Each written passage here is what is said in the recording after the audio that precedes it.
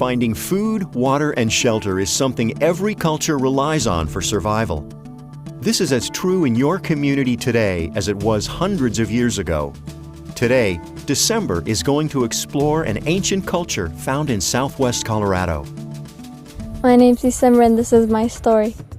Here at Mesa Verde National Park, you can get a great glimpse of what life might have been like hundreds of years ago. Located in the mountainous regions of southwest Colorado, this area was once home to the ancient Puebloans, or Anasazi.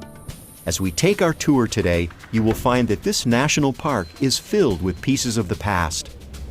December and her father have traveled from New Mexico to meet with Park Ranger Linda.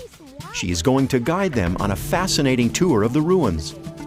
This is a pit house. It shows the early days of living here and starting about 600 AD.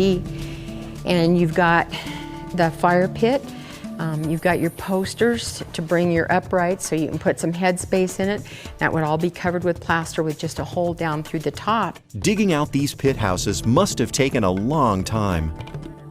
As time went on, the ancient Puebloans began building up instead of digging down. Their community was growing and they needed new, safer ways to provide shelter. Here's where we have one of the original villages. It only has one row of stones that make the walls, not only in between the rooms, but on the outside. So it's called one-course masonry, and it's called a village. The word pueblo means village in Spanish, and because it's all connected together. Does it remind you of a modern-day apartment house? Mm-hmm. As these ancient people grew up out of their pit houses and into their above-ground pueblos, the pit houses took on many uses. What are the kivas for? The kiva is a Hopi word for room underneath. They were ceremonial areas. They would have all been roofed over, and they would have been used for seasonal ceremonies, for rites of passage, for curing ceremonies.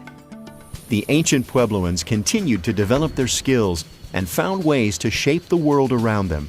Perhaps the most impressive showing of how they did this is at one of Mesa Verde's most treasured places. And here we see the palace in a cliff. Cool.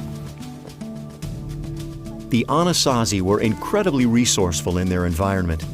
Building into the cliffs for shelter while using the land above for farming was ingenious.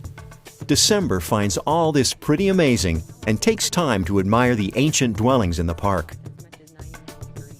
Mesa Verde has over 300 cliff dwellings that showcase how these ancient people once lived.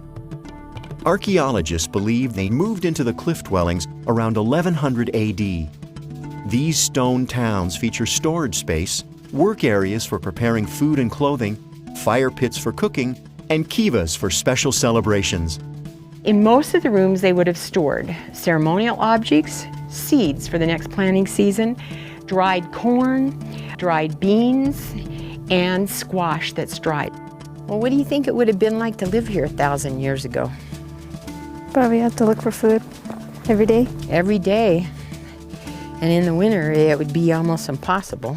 So we'd have to do a lot of looking, especially in the spring and the fall. The Anasazi picked berries from the trees. They grew crops like corn and maize, and they used the rain and natural springs for hydration. They used their surrounding environment in nearly every way they could.